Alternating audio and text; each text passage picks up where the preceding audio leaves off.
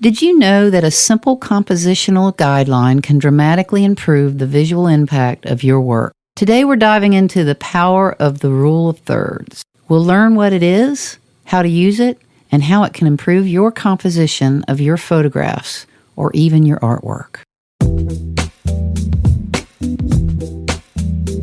Welcome to The Creative Push, an intimate and diverse artist interview series. Here, artists and makers of all kinds share tips, advice, knowledge, and inspiration that you can learn from. I'm your host, Sheri Oneal, a photographer, artist, writer, and educator. This is a part of the Learn and Create platform to help artists further their education in creativity, art, and business.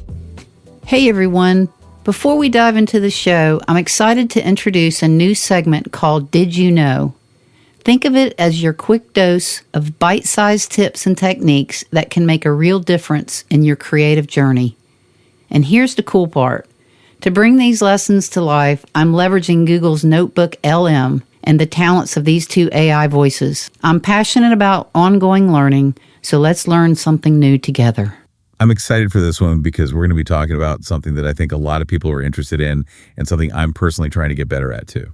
Yeah, for sure. And that is how to take good photos. Yeah, like really, really good photos, the kind of jump out at you and make you stop scrolling on Instagram or, just really capture your attention. Mm-hmm. And we thought it'd be cool to do a deep dive specifically on one technique that can instantly up your photography game, even if you're a total beginner. Right, like no need for fancy equipment or, years of training. Nope, just one core concept that you can start applying like literally today with whatever camera you have, even if it's just your phone. And we're talking about composition, specifically the rule of thirds. Have you heard of this one before? I have. But to be honest, I never really understood how to use it properly or like why it actually worked. It's one of those things that sounds kind of technical, but it's actually super simple and intuitive once you get the hang of it. So by the end of this deep dive, we want to make sure that everyone listening knows exactly what the rule of thirds is, how to use it, and why it's so powerful so they can start taking more eye-catching photos right away. All right, so let's start with the basics. What exactly is this rule of thirds? Yeah, like break it down for us, newbies. Okay, so imagine you're looking at the screen of your phone or your camera viewfinder. Okay, got it. Now picture two horizontal lines and two vertical lines, dividing that screen into 9 equal rectangles, kind of like a tic-tac-toe board. Oh, okay. I can see it now, like 9 little boxes on my screen. Yep, exactly. And here's the trick. Instead of always putting your subject, like whatever you're taking a picture of dead center in the middle box, the rule of thirds suggests you try putting it along those lines, or even better, right at the points where the lines intersect. So like off to the side a bit or, more toward the top or bottom of the frame. Yeah, exactly. Give it some breathing room, It feels kind of counterintuitive though, doesn't it? It's like my instinct is always to center things. I know, right? It seems like that would make the photo more balanced. But here's the thing. Yeah. Our eyes are actually drawn to those lines, and intersections, naturally, they create kind of a visual pathway for us to follow. Oh, interesting. So it's like it guides our eyes to the picture in a more interesting way. Yeah, and by placing your subject off-center, it creates a bit of tension, a little bit of imbalance that actually makes the photo more dynamic and engaging. Oh, okay. So it's like a little bit of visual intrigue. Exactly. It's like leaving something to the imagination, letting the viewer explore the whole frame instead of just focusing on the very center. That makes sense. Oh. Okay, so I get the idea, but how do we actually do this in practice? Like when we're out there taking photos? Yeah, I'm not going to be drawing lines on my phone screen every time I want to take a picture. Well, luckily you don't have to. Oh, really? Most smartphones and cameras nowadays have a built-in grid feature that overlays those rule of thirds lines right onto your screen. Wait, what? Really? Yeah, it's super helpful. It takes all the guesswork out of it. Okay, I need to find this on my phone. How do I turn it on? All right, so if you have an iPhone, you go to your settings app. The little gray one with the gears? That's the one, then scroll down and tap on camera. Okay, got it. And then there should be an option called grid. Just toggle that switch to turn it on. It'll probably turn green. Okay, I see it. Let's see. Oh, wow, there it is. The grid popped up right on my camera screen. Easy. Right now, you have those guidelines right there to help you compose your shots. Oh, this is amazing. I had no idea this even existed. I know, right? It's a game changer. Okay, so now that we have our grid set up, how do we actually use it to take better photos? Like, what are the steps to follow? Yeah, like especially for someone who's just starting out with photography. Right, so first things first, you got to figure out what your main subject is. What's the star of the show in your photo? Okay, that makes sense.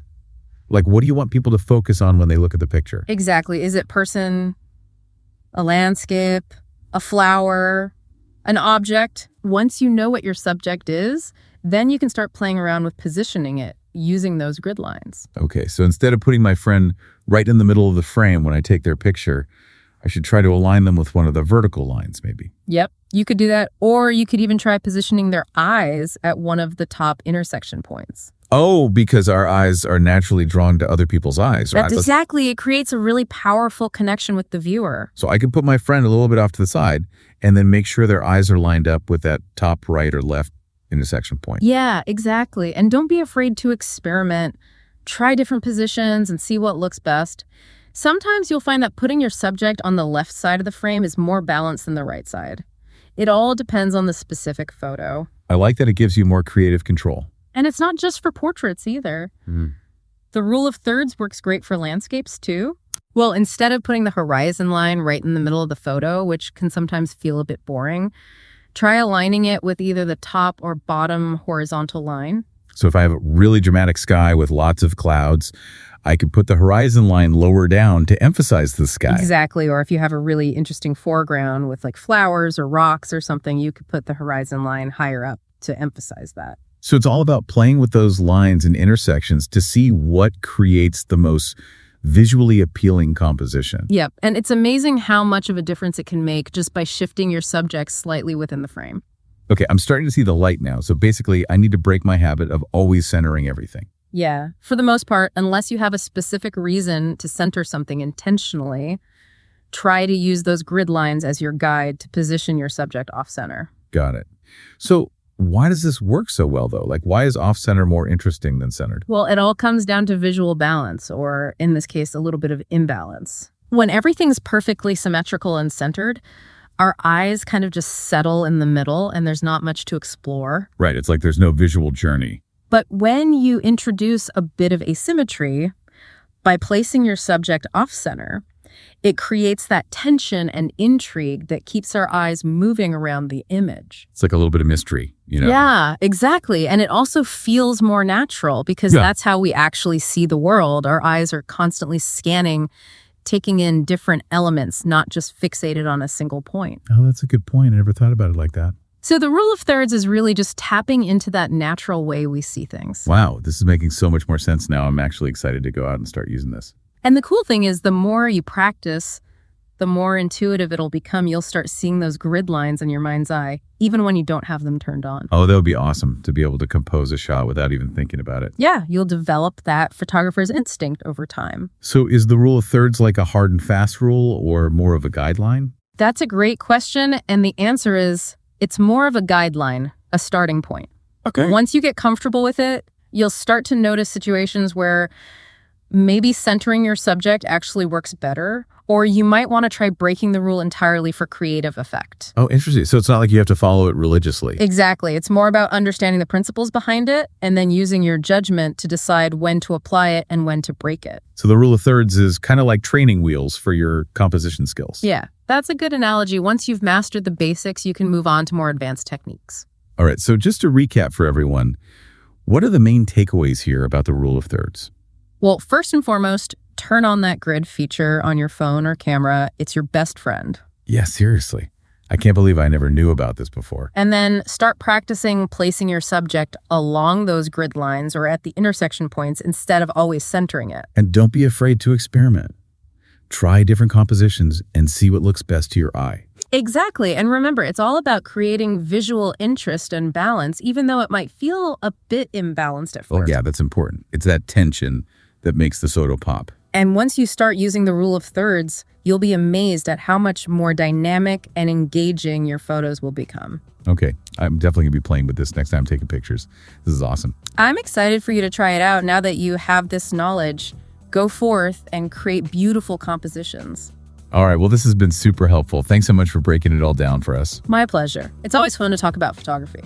And for everyone listening, make sure to check back next time for another deep dive into a different photography topic. Until then, keep shooting. Now that you know about the rule of thirds, I want you to start paying attention to how other photographers use it. Look at photos in magazines, on websites, even in movies, and see if you can spot the rule of thirds in action. And also notice when they break the rule on purpose. What effect does that have? Do you think it works? you think it's more effective to follow the rule or break it in certain situations? Start thinking critically about composition and how it affects the way we perceive an image-happy, shooting everyone. Thank you so much for listening. As always, my intention is to offer inspiration that excites you to want to get out there and create something amazing. Be sure to check out some of the other episodes. There's more information below in the show notes, including links to other great stories, tips, and resources. Drop me a message or comment at any time, and I hope that you'll sign up and be a part of this creative tribe. Until next time.